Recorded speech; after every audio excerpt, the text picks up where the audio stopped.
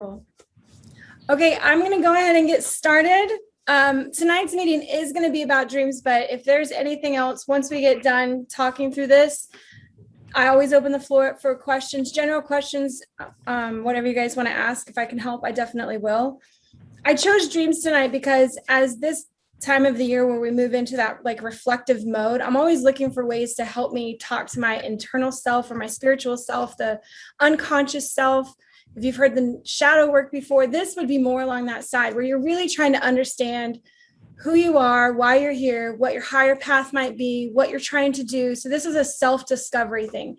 And dreams, just like tarot, palm readings, dreams can be a huge proponent of growth if you sit down and take the time to see what you're dreaming about or not dreaming about, analyze some of the things that are coming through. It'll give you signs to where your emotions are leading you in your subconscious decisions, right? So we make lots of conscious decisions every day, but we make a ton of unconscious decisions on what we're drawn to, who we're drawn to, why we're drawn to things. And in dreams, that's the one place where our team of light can really bring in visuals to help us. Pictures and images are the language of our dreams. That's why there's usually not a lot of talking in dreams, or if there is, you don't remember the words because you'll get visions that come through of things. And these visions are supposed to make you feel something.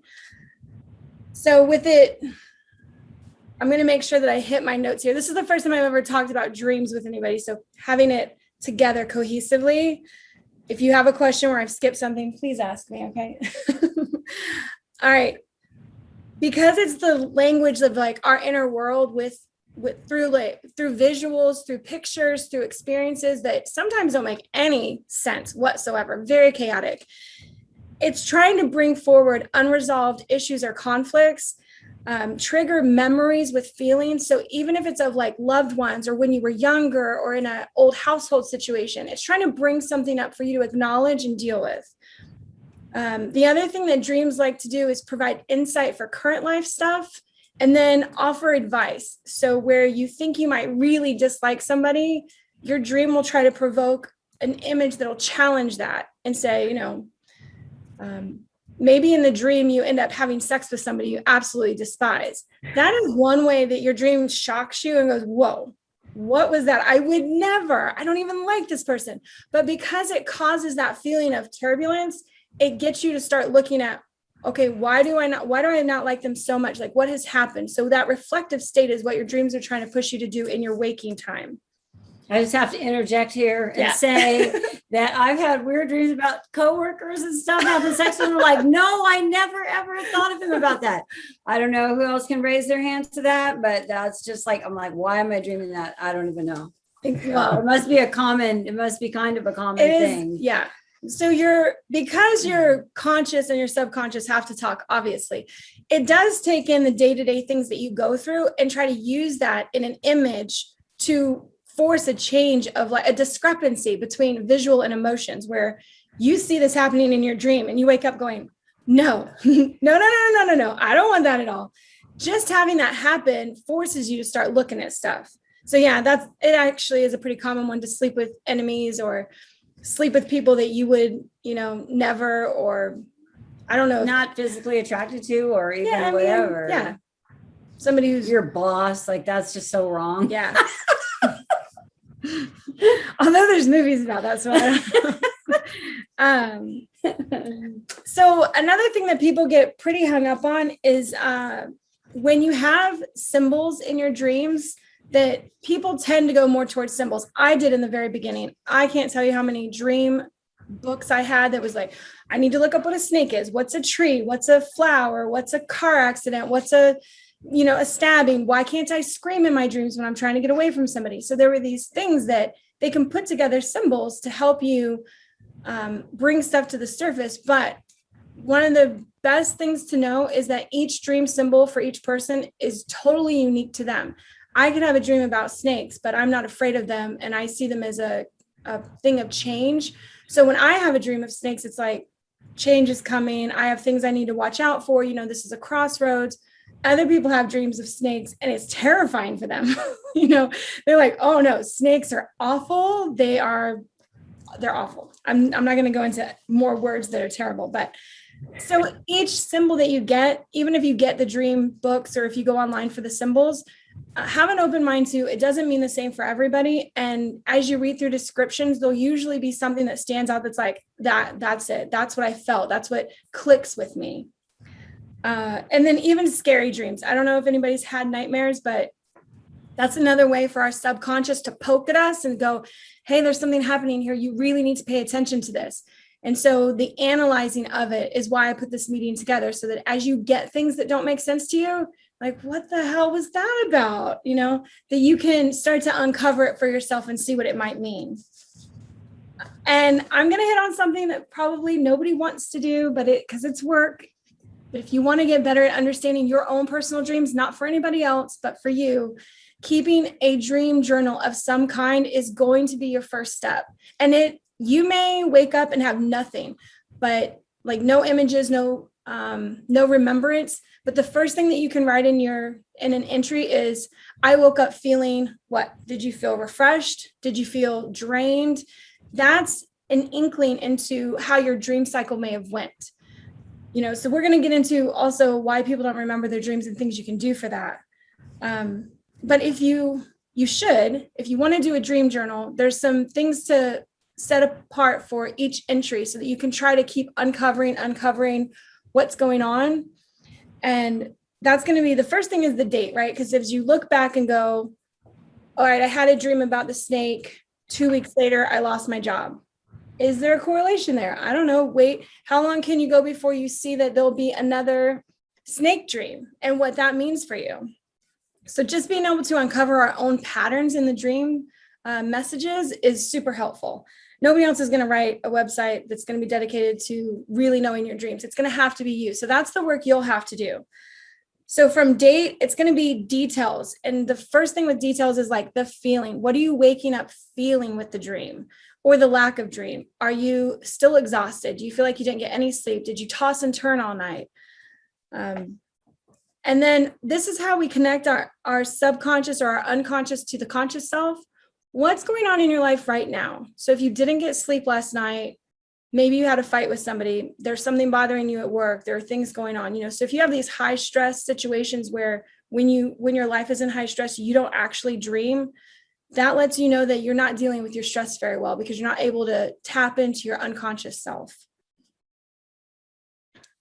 Always include thoughts and feelings on the dream, even if it sounds like rambling or crazy. Just throw it down there. Nobody's going to judge it. It's just for your knowledge.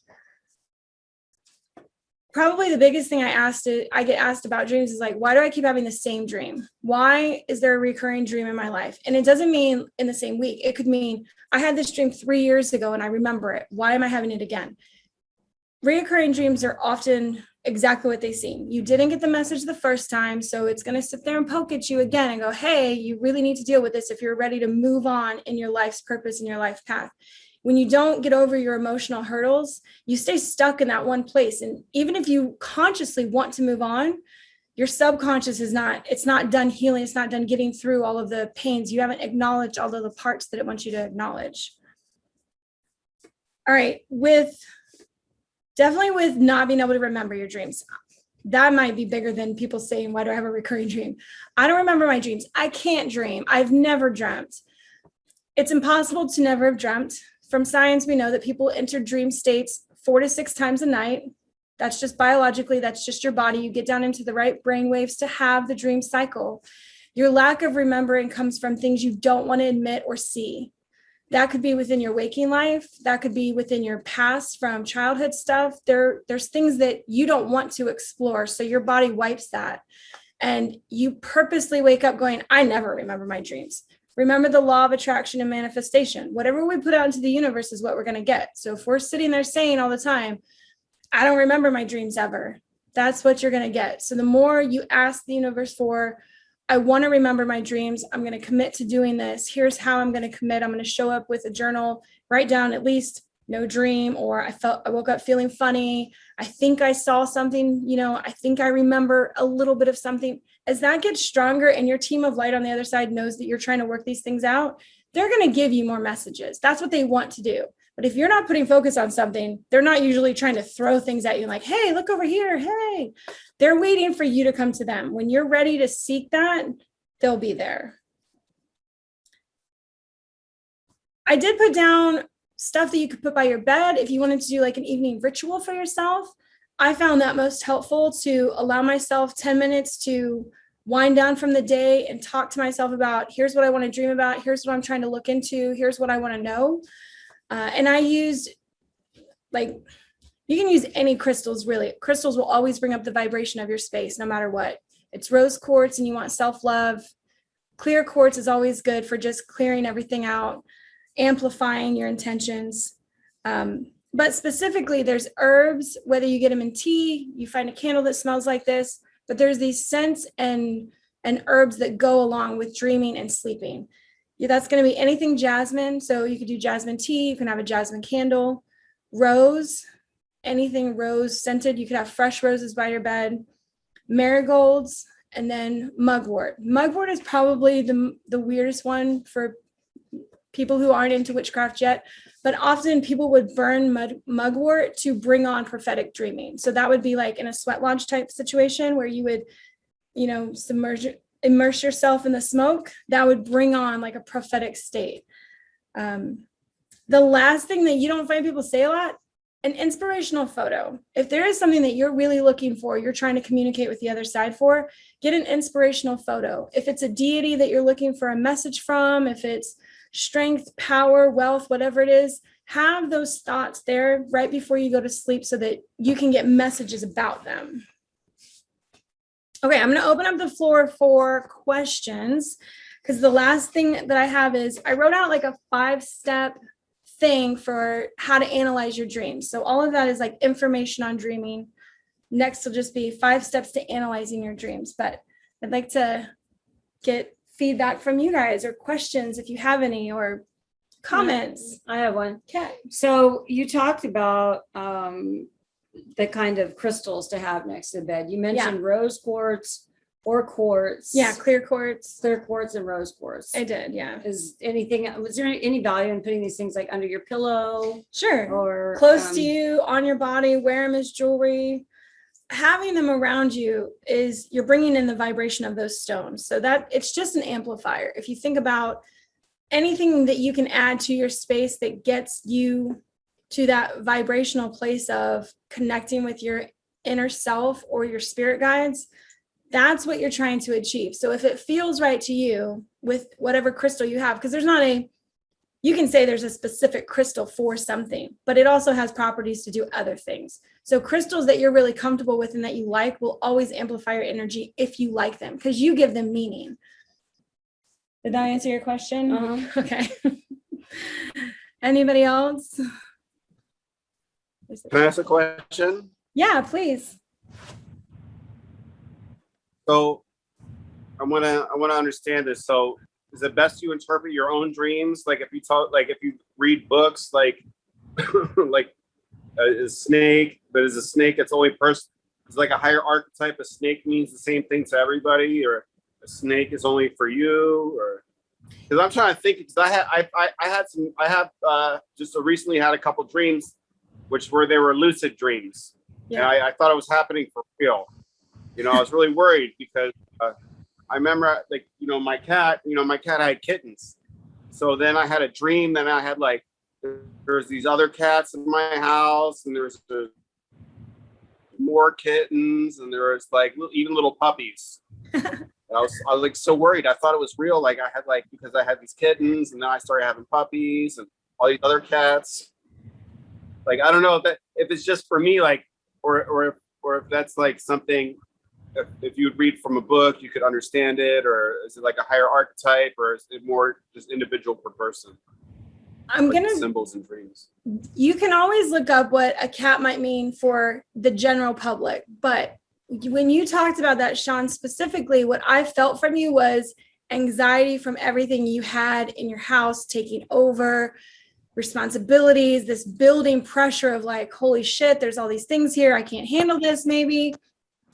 And if that feeling is the first thing that you should really examine, and that's why I say like the feeling part of it.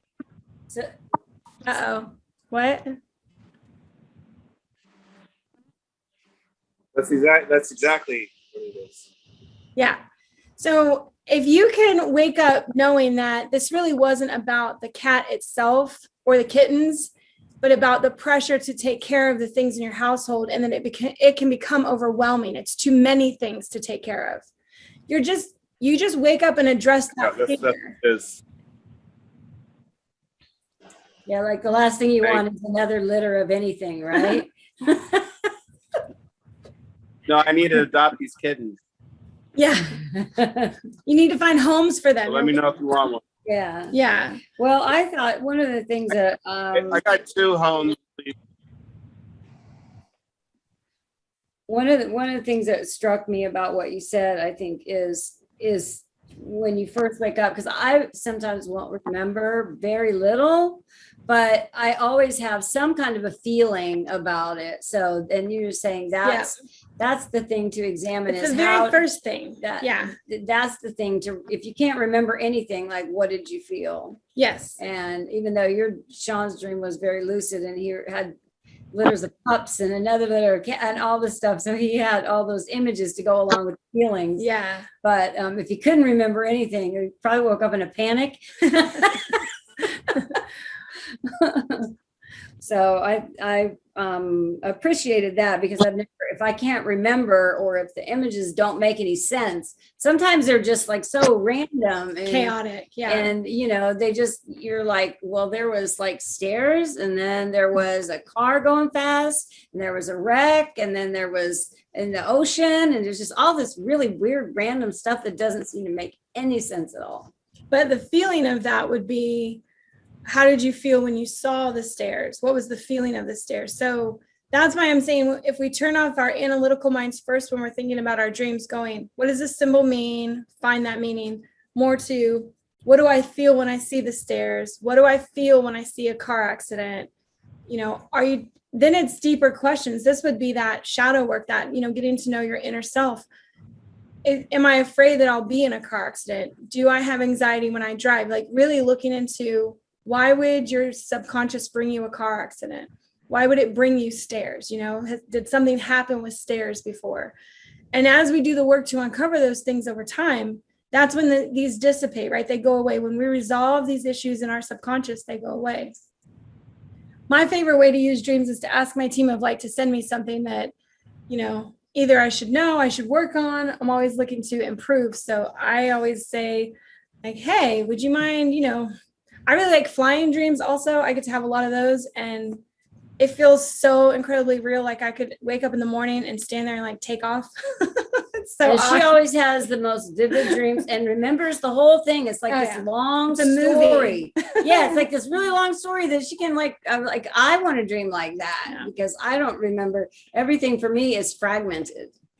So I'm kind of jelly that, you got all these like great dreams, and it's a whole story. Well, with people not being able to remember their dreams, there's a lot of external things that go into that for our physical selves. And that's like, you need to get enough sleep. Like, really, you should be getting enough sleep for yourself that when you wake up, you're like, I feel very rested, allowing your body to go in and out of those. Although there's, I could fall asleep for 30 minutes and have a dream within that time. It's just what my body's used to. The pre-sleep suggestions, that's where I told you, if you get like a picture, or if you name something, you walk yourself through what you want to think about or see in your dream, that's the pre-dream suggestions. Write down whatever it is that you're looking to see or experience. And it can be anything, there's no limit to what you can experience within the dream. Definitely medications can affect this. And anything else, eating really late affects this. If your body's really busy digesting, the chemicals that we release to go through all of our dream cycles are disturbed by that. So I would say don't eat late at night. Herbal tea always helps, because again, that just brings in that other element of slowing things down, warming the body, getting it ready for sleep and rest. Yeah. Those are definitely the things that I've used. Okay, so for the I'm not gonna answer that. For the five steps to dream analyzing, okay? This is like a quick thing you can write down. If you're not looking to do this right now and you want to come back to it later, this is my suggestion for you for 5 quick ways to think about like the dream analyzing part. Number 1, you always want to examine the emotions in your dream, right?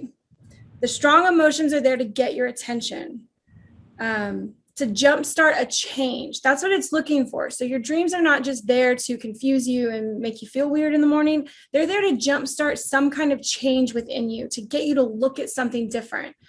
It's this is the magical part of ourselves that science can't really explain, why we have to dream. They can figure out what chemicals happen when we dream, but they don't figure out why we do dream. Drowning would be an example of feeling overwhelmed. So if you're under the water, you can't breathe. This is how you would relate it to your normal life, to your waking life. Explosions. Explosions are like explosive situations or relationships. These are actually things that are like ticking time bombs in your real life. Seeing a loved one that's passed over is normally something that's trying to give you support. It's like, look for support. Look around you for support, or look within yourself for support. So that's what seeing a loved one who's passed over usually means. And my own personal story is when I was like 12, I got eaten by a T-Rex in my dream. And it was slow and horrifying. And he told me that he could talk. Obviously, it was a dream. And the part that was so real about it was I could feel his hot breath on me as he was telling me he was going to eat me. And it was the most terrifying thing ever. And what the dream, I had to like wait till I was much older to analyze that. But in my household, that's what it felt like. I was we were in a place where we were very, very stuck, and I had no control over who was in control of me and what I did. So it was like, I wanted to escape really bad. So the T-Rex in the dream was my stepdad. You don't know this dream, sorry. But it was, he was a monster. Can't lie. He was a monster. He's a terrible guy.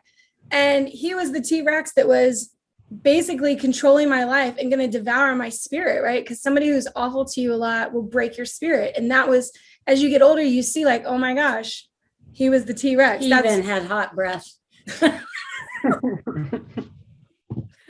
Well, the thing about the weird speaking T-Rex is that he was very verbally abusive. And so having this T-Rex like talk about how he was going to hurt me was very different than him actually hurting me, right? That would just be like, I could just be eaten and die and wake up. No, he had to draw it out and be like, I'm going to crush your bones and melt your body on my hot teeth and all this shit. I'm like, oh God, I have to listen to you before you eat me. It was terrible. I didn't like it at all. So that's the first thing. Examine your emotions with your dream. Next is going to be try to define the storyline. Like my mom is saying, hers are chaotic and all over the place. But if you can define like a 1 or 2 sentence storyline to your dream, you'll start to see how it could have meaning in your waking life. You can start to see where it takes shape in something in your actual life. Being closed in a box with somebody and feeling like you're really dependent on just the two of you could mean a pregnancy, a close space, 2 people. For me, it was when I joined the Navy, I would have this dream of my sister being on the other side of a drawbridge and she could not cross. Like she just kept telling me, she'd always make these excuses. I lost my glasses. I can't see, there were bugs on the bridge. There were all these things, but truly she couldn't cross because she wasn't able to join the Navy with me. I was leaving and I had to deal with that, like the loss of leaving her and feeling guilty or whatever that was with stepping out on my own and not having her right beside me anymore. So that's defining the storyline very short. So my sister couldn't cross the bridge with me. Hence, in my real life, my sister couldn't join the Navy with me. She was too young. That's okay. So I sort of mix those two because the third one is align it with your life. Like figure out when you have that short story thing, align that with your life in some way, figure out where it could fit. Usually you'll have like an aha moment as you're trying to make things fit with stuff. You'll have like this moment of like, yes, that's got to be it. And you won't have as much doubt where the other things you're trying to, plug it in. You're like, maybe, I don't know. But once you get that feeling of like, oh yes, that definitely makes sense. Go with that. And then again, you don't have to be right. This is just how you work through your own stuff. So aligning it with your life.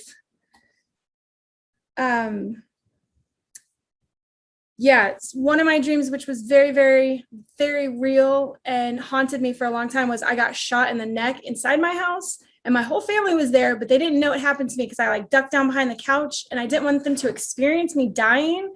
And it took forever. Like I could just feel all the blood draining out of me. I was like, God, is it done yet? Like it was just exhausting to hide all of that. And my family's like watching TV in the living room, which is super odd, but I used to be a very self-sacrificing person. I didn't want to make anybody uncomfortable. I didn't like letting everybody know that I had problems, or I had to be like Miss Perfectionist and not do things wrong and not tell anybody. And that slowly draining my life force. Often when we see blood in our dreams, that is your actual life force. So say you see blood, but you don't hurt, there's no pain. Blood represents our actual life force. So that draining from me was a way of saying, like, you can hide all of these things from your family who could or could not accept them from you, right? That wasn't the question. It was whether or not I accept bringing it to my family. So I was hiding behind the couch and just being like, nope, nothing's wrong. It's fine. Totally fine. I'm just dying back here. So you can see how that played into my real life at the time. The symbols part is linking it to your past. So remember that all of your memories and everything you know is always from your past. It's everything that you've been through.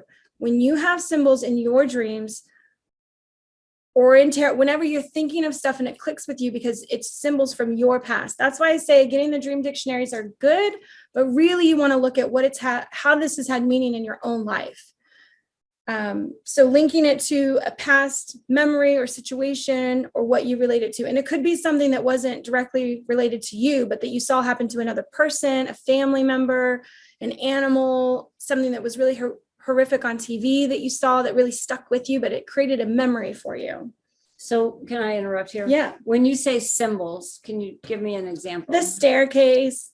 Okay. A cat, a doorway, a star. These are things that you could look up as things online to say, okay, I saw, a rattlesnake in my dream. What does that mean? And it'll give you, different sites will give you really expansive definitions on what it could mean versus, a snake. What I know of a snake is that it, forms the letter S and means perseverance and change. So it was the symbol for eternity, a snake eating its own tail.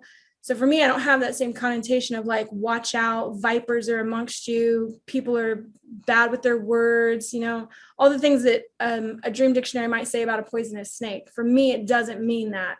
And so I had to take the time out to find the meaning for myself.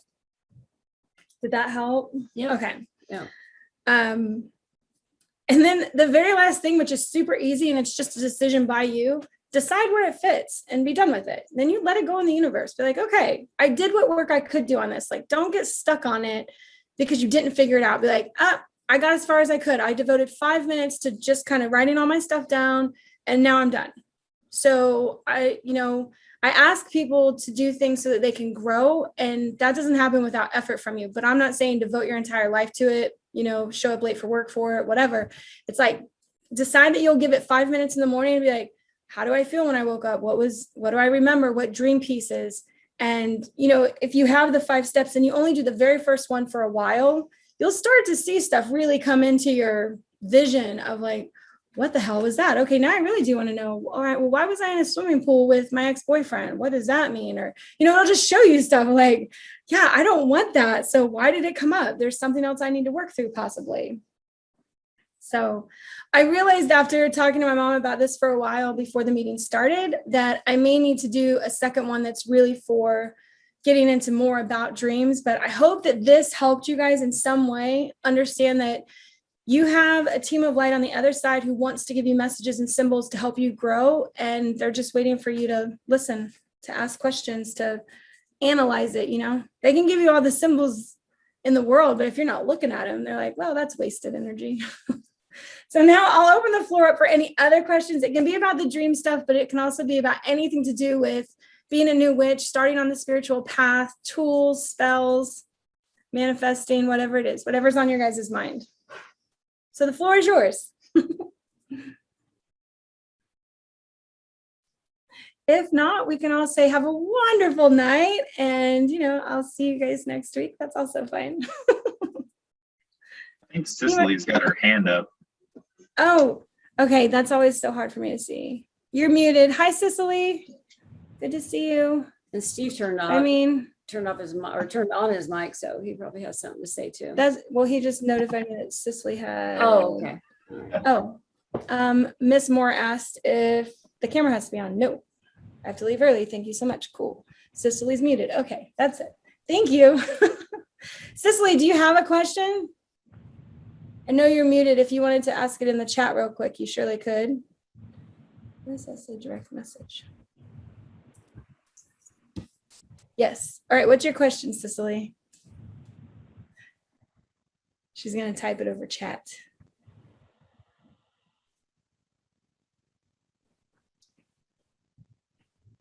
Anybody else going through stuff right now that they need insight on or questions about? Yep. Yeah. Okay. Yep. To do with witchcraft, Mom?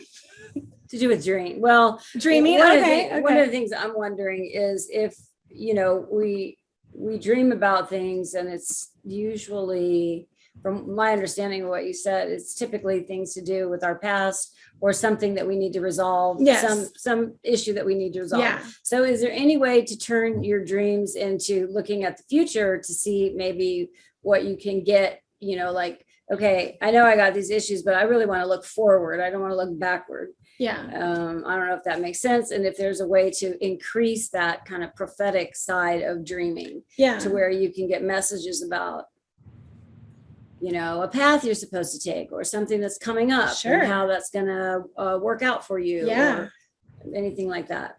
Okay. And the first thing I'm going to tell you is you have to talk to the universe like it's your best friend. You just have to be like, listen, universe, here's what I'm looking for. Really need some signs right now. Send me something. And if you can be specific, that way they can try to show you something more specific. So you can give them the grand idea of your plan and what you're looking for, but really say, I'm looking for signs towards this. And if you can name that thing or experience even and give it a feeling, if it's a relationship with happiness, if it's health and prosperity, whatever it is, give it a visual symbol for yourself, and then a feeling that is with that. The kitty. Oh my God. That's funny. Somebody was just asking me about where they could get a black cat. Very cute. Very. Oh my gosh. Don't make me kitty crazy. Okay. So asking something specific, like I realize I need some direction on a career, not career, like my second career when I retire. Your hustle. My side hustle. Yeah. So I want some direction on that, because I'm kind of all over the place with it. So and I think there was another question typed, just so you know. Okay. All right. I can see her. Audra? Okay. Yeah. So for Kat's thing, when we want to have prophetic dreams, when we're looking for doing future work, one of the funniest things about the universe and its law of, the yin and yang is you are going to want one thing, and it is going to say not till you deal with this thing first. So be careful of that. I'm not saying you can't have it, but it is going to bring up other stuff that's like, you might think your steps are 1 through 4, and it's like, yeah, you've got step 1A through 7, 1A through 1D or E to work on, and then you can get to 2. So be aware of that it's still going to throw up other stuff for you to deal with. For prophecy type dreams or for future events, that would be more towards manifesting and using the law of attraction to get things for you. That is all about setting the intention for your future self. Like, imagine that you can see down a tunnel to that future self and what your life looks like there. What's the feeling when you're in that place? You're standing as your future self in this situation that you really want, and you have that feeling with you. Go to bed thinking about that, and you can ask for the sign. Don't say, when will I know? Because that's way too vague, but say, as this situation appears, I will see something that's really hard to come by, like a blue flamingo. We see lots and lots of pink flamingos here. You don't see a lot of blue flamingos or a red rhinoceros. No, that's echo. Something to that nature where it would be, you don't see it readily in your area, in your environment. When it happens, you'll be like, oh, that's my sign. Okay, we're getting close. And you just keep going with that vision of you in the future and having that feeling like straight from your heart, like, oh, when I get there, this is going to be really, really good. I'm ready for this. And you invite it into your life using the law of attraction. And then you can ask for the sign when you know you're close, this is what will appear. So that would be the best way to use the law of attraction and manifestation in that with dreams. Prophetic dreams. For prophetic dreams. And of course, if you want to burn mugwort's out there, burn it. It's an interesting smell, but when I've done meditations with it, I feel like it gets you into a deep, weird, colorful world. That's the best way I can describe it. It's not like psychedelics by any means, but it definitely makes things in your head spin in color. Yeah, that sounds crazier than it really is, but try burning mugwort. And it tastes very earthy in teas as well. Yeah. It's not bad. Yeah, I've heard people that have had it good and bad. I'm like, well, I haven't done tea yet, but I do burn it from time to time in certain meditations when I really need something to come through. Mostly when I'm trying to help somebody else out. I'm like, all right, what's the best tool for them? Yeah. Thank you for that, Steve. I appreciate it. All right. I know that Cicely, you're wanting the 5 steps. Hun, I have your message stuff, so I'll message that to you, okay? Since you won't get it on this, I'll just message it to you. And then Audra have you ever woke from a dream where you're actually physically experiencing an emotion, laughing and crying? Yes. Yeah, absolutely. I've definitely woke up crying. I've woke up laughing. I've woke up hearing like somebody was speaking into my ear. It woke me up because I heard the voice in my ear, which woke me up. When you have emotions like that, that is also lucid. You just may not have the pictures with it that go with it. So when I was talking about having the feelings, record that. If you woke up in a really happy place, look at the things in your life that make you the happiest and then keep concentrating on them and let go of stuff that doesn't make you happy. The crying thing is the same way. Having deep despair for something you've lost or someone you've lost, and maybe you don't see them in your dream, but you wake up with that feeling like you just lost them, you just got the news. It's working through the grief emotions as well. Okay. I think Audra's saying bye. Okay. And Cicely, you got my message. All right. Any other questions out there for tonight then? It doesn't have to be about dreaming, but it could be about anything. You guys don't have to be shy. Anybody going through anything right now? Last week, we've had a couple people that have really awoken into some of their, I would say, power, where they start seeing colors or auras, or they're having, things happening to them at a rapid state that feel overwhelming. And, they're like, how do you handle that? That's a good question. You write it down, you analyze what you can, and you keep pushing on. But is anybody experiencing changes or want changes that they are looking for in their craft or their path? We have a couple of new path people or non-named, which is also fine. Actually, let me say this. I did name this new witch Q&A, right? But I did that because I wanted to draw a certain attraction to people who believe that being a witch means harm none, right? That's our only rule, is harm none. And they want to bring things to themselves and take back their personal power. That's normally what a witch sort of defines themselves as. Everything else is like, you have the personal freedom to choose what you say about being a witch, but those are really the two things. So you don't ever have to call yourself a witch if you don't want to. I still have family members that I don't say that name to. I just tell them I'm spiritual, and they don't need to know any more than that. That's it. Because I don't need whatever they come with in their opinions. So if you don't ever call yourself a witch and you still attend things that are witchy, that's okay. You don't ever have to call yourself anything that you don't want to. I think it was only last year or the year before that somebody asked me about something I was wearing. And I was like, oh yeah, well, I'm a witch. And then all of a sudden I was like, oh, I just said that openly in public to a complete stranger. Okay. That was a big step for me. I was like, well, Yeah. it's true, but I just was never so forthcoming with it. And then she, of course was like, oh my gosh, I've just got into this whole thing. So it's like the universe brings you to people that are also seeking that path. And so we've been friends, close friends for about a year now, trying to help her figure out her stuff. Because the label can really get to people. Labeling yourself will box you in. You do not have to label yourself. I'm comfortable with the title. I don't mind it. If somebody else calls me it, I like it. So. Ask a question about what you said. Yeah, go ahead.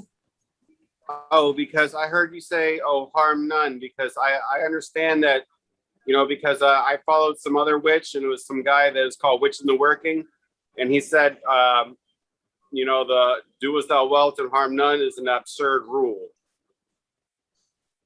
Well, and then also Gardnerian.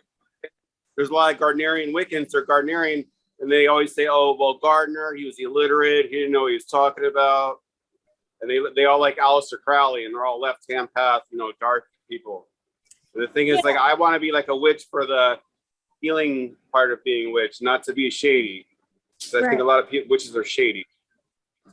Well, I think that people who naturally want to dabble in dark stuff claim the title of witch so that they have an excuse of like, well, this is what I am. I get to do this because I'm this. That freedom to all, they get to deal with their own karmic debt after this life. But yeah, people who follow Crawley and the distinction between Gerald Gardner and him, and even the word magic where it has the K at the end, there's all these different branches. And when you start to get into stuff like that, it becomes religious. Technically, Wiccan is a recognized religion as of the 70s. If you make it religious by putting all the rules on it and telling people they have to follow a certain thing and say certain words and listen to a hierarchy, you're getting away from the original pagan place that this all came from. Pagans are what started the witch movement, really. It was the healers of the land that helped people get through sicknesses, that helped them worship the cycles of the earth so that we could be better prepared for each cycle to come. So I stay towards that, the earth-centered part of it. People who want to do dark stuff, I don't talk to them. I just try to stay away from them. There's a lot of people that are like, I feel like they're illusionists, they're gaslighters, they're scammers. Well, they use their to try to manipulate people to think that they're better, just trying to massage their own ego. Well, I've met coven members who are to the point where it's so secretive that they're not allowed to talk about anything that they do. And that right there reminds me of religion and why you have to be sanctioned and brought in and held in secrecy. If there has to be secret around what you do, it's probably not good. If you can't talk to other people about it, it's probably because there's guilt or there's fear that you'll get in trouble. So for people, it's like the gang lifestyle. Yeah, I don't. Yeah. There's been like a lot of lessons I've like had. I know you're not gonna tell on me. I know I got dirt on you, so I know you're not gonna snitch on me. So it's like shady, so they can kind of manipulate people like that. Yeah, it is very it's more secretive, more. Yeah. They kill animals. I can't even imagine. I can't imagine. Well, there's, Well, I was going to say the have dirt on you agenda. That's more the Scientologists, isn't it? Probably. Oh, because they. I think any organization that has a hierarchy is going to naturally have some sort of behind the scenes string pulling if humans are involved. Yeah. It's just going to happen. It doesn't matter what organization it is. No, I agree with you 100%. Well, and I think the great thing about deciding to be a witch, for me anyway, is that you get to choose. So you can pick and choose these things. There's this laundry list of all the beliefs that you can have, and you can pick what works for you because it is your own path, whatever you call it. Each path is unique to that person. And the do no harm I mean, if you're the type, there are spells where you can try to manipulate people to fall in love with you or to do whatever, to manipulate other people's behavior. And if you think about that, like, would you want to be manipulated? So that's for when I hear do no harm, I think of things like that where, someone wants to do a spell to make some guy fall in love with them. And really they should be like, universe, bring me the guy that belongs to me, but it's meant for me. Yeah, instead of trying to manipulate other people's will. Yeah. So that's what it means to me. And as new witches, you get to decide what it means to you. Yeah, it's unless you join a coven, nobody's going to tell you what you should or shouldn't do. There'll be suggestions everywhere, which is why I created this meetup to kind of cut through stuff so people could get answers quicker and not have to buy an entire library off Amazon, because there's so much information out there. And the biggest thing that I've heard is like they don't want to do something wrong, so they don't ever start, and it just stops people on their path. They're like, I don't want to do the wrong thing. Well, as long as you're not hurting anybody and like you're trying to heal and help, you're not doing the wrong thing. You're putting out something that's positive and love and light into the world. And that's what you're going to attract back to you. I mean, intention. The intention is everything. The intention of walking around angry, pissed off, and feeling like you hold some kind of power over somebody, or that you need to in order to feel good about yourself. That's why I would never subject myself to a coven. They have to accept you. Then they get to run you through the ringer for a year. Then they get to actually vote you in or not. You could spend 2 years with these people, and if they don't just really like you, they'll be like, yeah, we just don't think you're right for us. Okay. I don't need to go through high school again. That shit was bad enough the first time. So I like the solitary witch because I do get to choose my path. And whenever I talk to people about stuff, if I don't agree with what they're doing, or I've just never done it because that wasn't my path, I'm like, cool. All right. Well, I'm glad that's working for you and it's healing you, whatever it is. But the doom and gloom, skulls and dead animal stuff is like, I would report anybody. Like no, I can't get down with that. Anybody who makes assumptions about me that, we've had people message us on our business account, weird things like where it looks like something got harmed in the picture. And you're like, what is that? And you're just like, block them. Just don't even engage. Like, get away from it.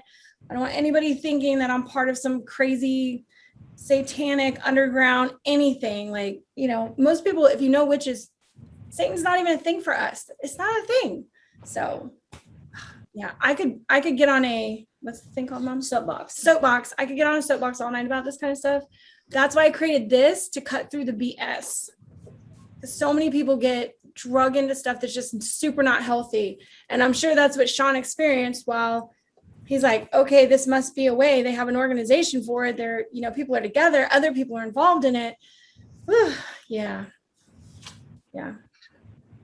So I'm off my soapbox now. Yeah, I was just going to say, because I try to get involved in a coven a couple times. And it's I really feel it's like the problem with the coven is like, they'll like whatever they learn, they change it to fit their own needs and manipulate the original message. Yeah. And I think they just act, they're just shady people, and they don't go by the rules. They make up their own rules. And it's just like the rules one day, this day is one rule, but like I really like the idea of the actual structure. But like that's like, what people do, they abuse, and they like, because it's shady, it's secret, nobody knows about it, and then they can manipulate it. But in the day of the internet, anybody can find out whatever they want these days. Yeah, I do understand. I definitely want to, but I want to get involved in like doing with a group, because I did go to a maypole ritual where the maypole where you have like the string and the boys go one way and the girls go the other way. Yeah, and that's when I remember I go outside and get pregnant after that. And I like that. I thought that was cool. Yeah. But I, at the same time, I act shady sometimes. I don't want to be around shady people. I love fertility. I believe in fertility. But there's not that kind, because you cannot keep expanding to the end of time. Yeah. I mean, I think that's one of the things COVID did for us for starting this is I didn't actually have to invite people into either my house or in a space where you just don't know who you're getting until they show up. that was pretty intimidating for me because I didn't want to invite the wrong kind of people in my life. When you make a meetup where it's an open group, you really are inviting any character who wants to show up to this thing. And it's like, yeah, that's a little scary to not really know who you're getting. So having a coven is that security where you're with a group of people before you let others in. So you're sort of protected or safe. And the training part of it, where you go through almost like witch school for a year, is another thing. But when you throw in all the personalities and the hierarchy where knowledge is kept from you because you're not ready and you're too young to know something, it's like, well, yeah, F that. Yeah. So The drawback of, one of the drawbacks of being in a coven and that whole, your first year and a day, is where you're learning how to be a witch, is you're learning through somebody else's lenses. yeah. That the information is being filtered to you at their pace, and not everybody learns at the same pace. I feel like I've had more progress on my own than I would have in a group, and I purposely wanted to stay away from the religious side of it. So I was like, okay, I don't want to do Wicca, but the way that I learn, I need the structure. Yes. Yeah. And witchcraft has been extremely hard for me because being a veteran myself, I'm used to black and white. I'm used to, there's a right way to do something and a wrong way to do something, not there is no wrong way to do it. So Right. That's been a huge thing for me to learn, and it's taken a lot of patience, is that there's no wrong way to do it. Yeah. So finding my way has been important, and being here in the Bible Belt, it's been big progress for me. I've started moving for all the Sabbats. I've moved my Sabbat altars outside. Yeah. So they're in public view for everybody to see. And there are people that are like, hey, what's this about? And they'll see a pentacle or something, and they'll ask, and I'll tell them a little bit about it. And then there's other people that kind of look, and you see them kind of like furl their brow and continue walking because, they just, whatever, for whatever reason. But Yeah. it's, I'm not a big fan of people. I like persons. I like individuals. And that's kind of why I'm a hedge witch. I'm like, I just kind of stay off by myself and do my thing. Mhm. But I like individuals. I don't like a lot of people, but this has been like therapeutic of a sense to kind of invite people into my very armored bubble. Sure. And the same with Meetup, because I don't really talk to anyone about my practice unless it's another, practitioner, and I don't have a whole lot of interaction with them. Yeah. That was the same thing for me, unless I met someone randomly who figured out what I was, or I offered the information after gaining some trust with them, because again, you just don't know people's idea of what it means when you say I'm a witch, or yes, I do spells. Yep, I sure do. I go out at 4 a.m. under a full moon and, do a spell on the beach or whatever. They don't get that. They're like, oh, so who are you talking to? Are you talking to Satan?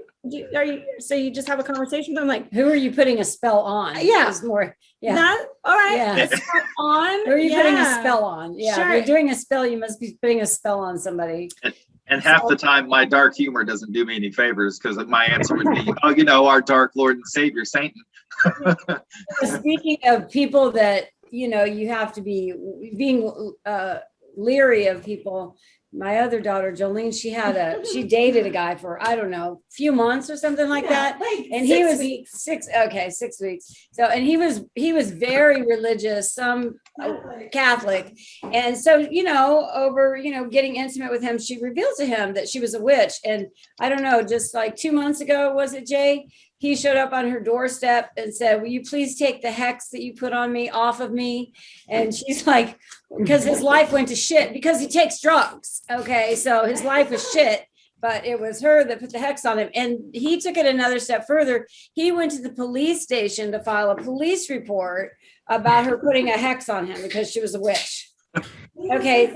He was possessed by a demon. Yeah. So, this is, the kind of some of the mindsets that are out there when you say the word witch and you reveal to people. So it's, if you read some beginning witch books, you'll see that they're like, yeah, I don't usually I don't come out with that. You know, I don't start with, hi, I'm Kat and I'm a witch. Yeah, no, I'm not. That's my business. So just be careful if you are talking to people, and be aware that there's a lot of misconceptions about it. And of course, we have the movie industry and the media to thank for that. Because when you say the word witch, an image comes to most people's mind about what that is and what witches do. So, and it's not good. So I just say pagan. Yeah. Someone asked me, you know, something about worshiping the golden calf or some crap like that. I'm like, yeah, you've been reading too many books or watching too many movies. No, that's India. I mean, you know, that's the golden cow from the Hindus. Yeah, they don't eat cows. It's a real thing. Cow. No, a cow. Okay. Moo. Okay. Moo. Cow. Yes. Yeah, he said calf. He said, oh, calf. Which is like a cow. Yeah, that's the baby cow. Yeah. Unless it's another kind of calf. There's some mammals that are calves too, right? Is it Yes, manatee. manatee? I worship the golden manatee baby. I probably would if there was such a thing. I like manatees a lot. Yeah. Well, you know, one of the things that I wrote, the description for this was to have a safe place for people to interact and ask questions, which is why naming it witch was like, oh, that could possibly put people off. And I'm like, yeah, but you know what? When people are okay with that name, they're okay with asking a lot more questions. So, you know, and now there's Christian witchcraft, which I don't quite understand, but it's a thing. And they're out there praising Jesus and doing spells. And, you know, if that works for them. Oh, I get it. Yeah. There's a whole, being in Tennessee, there's a whole, I've got a good book called Backwoods Witchcraft that's about folklore or folk witchcraft, which is very, the Christian witchcraft side of it, in my understanding, is very, it comes from a very Southern Baptist side, but there's spells and rituals in the Bible that are just kind of extrapolated and built upon. And it has to do with, it's an interesting book. It's not what I thought when I bought it. And I was like, oh, I was expecting like nature witchcraft, not what this is, but you know, I learned something. So, you know, as you expand your knowledge, that's probably one of the beautiful things about not being in a coven either, where they regulate what you can learn and when you can learn it. You can just go off on a tangent and learn whatever you want, whenever you want to. Just this week, I learned there's two, I guess, pagan gods or goddesses. I cannot say their name now. One was like, it looked like Tamazu or Tamaza or something, and Icarus or something very close to that. But in this, it was about invocations and, you know, calling on a deity and all that. And the author brought up these two, and I was like, wow, I did not know that they had two pagan gods that they talked about in the Bible. I was like, yeah, definitely didn't read that book, but it's nice to know that other people have and can relay information to me. That's like the dream thing. Prophetic dreams is in the Bible. I know that for sure. And I think even palmistry, but I can't remember. Come on. Yeah. So as our worlds all blend together, and hopefully, you know, we can get to a place where we don't not like each other just because of our beliefs, whether it's, you know, Christian, Muslim, Buddhist, Baptist, whatever. The freedom to express yourself and do no harm, as long as the do no harm is in all the religions that I talk to, I'm totally fine with that. The people who go crazy and want power and will kill people for it in the name of their religion is like, well, that's where I draw my line.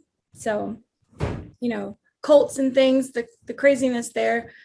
And people who fall into that because they see something, they see strength where they don't have it. And I know that a lot of people think that witchcraft can be a cult type organization, and any religion or any belief system can become a cult if you get somebody in power of it who calls it that, right? And so I'm just I'm a person trying to put it out there that there are lots of us that are not like that. There's tons of us not like that, and we all stay hidden so that we can be safe. So this was a very interesting last 30 minutes of the call. Thank you guys so much for all the input and the different views, and yeah, taken it to a whole new place. I'm gonna have to go and like ponder on this for a while. It brings up new conversation aspects for future meetings. And of course, as always, I'm open to talking about or creating a meeting around any topic that people want to. I have a list of ideas that I try to go through and pick one throughout the weeks. But really good stuff. Really good stuff. Perspectives, different perspectives. So I appreciate Steve and Sean, Chuck, Audra for showing up. Miss Moore, I'm afraid, Ari, I think is what you said. I can call you. And of course, Trent and James, you guys are wonderful. And Mom, wherever she went, Kat, thanks. But I'll go ahead and end the meeting for tonight at 7:07, and 7 is my favorite number. So if you guys have any messages for me or want to say anything, the Meetup app, if you didn't use that to come into the call, because I've learned now that you can actually get on the call without having the Meetup app. But if you want to message me, please feel free. I do text and talk with people freely. You know, once somebody's been on a meeting, if you guys want to ask questions throughout the week or ask me anything or suggest a meeting topic, I'm here. Definitely. Because anything that I don't know about, I get a high off of learning new stuff. So I would research it to the full extent and figure out what we can talk about. And if you want to help host a meeting and talk about something, I'm also A-okay with that. I've been trying to hand things over to Kat. She's done a couple meetings now, which is, you know, she's gaining her confidence in teaching. Even if it's the first time teaching it, it's totally fine. But thank you again for a wonderful meeting, you guys. And I will see you all next week or at another meeting. All right. Bye, everyone. Bye. Good night.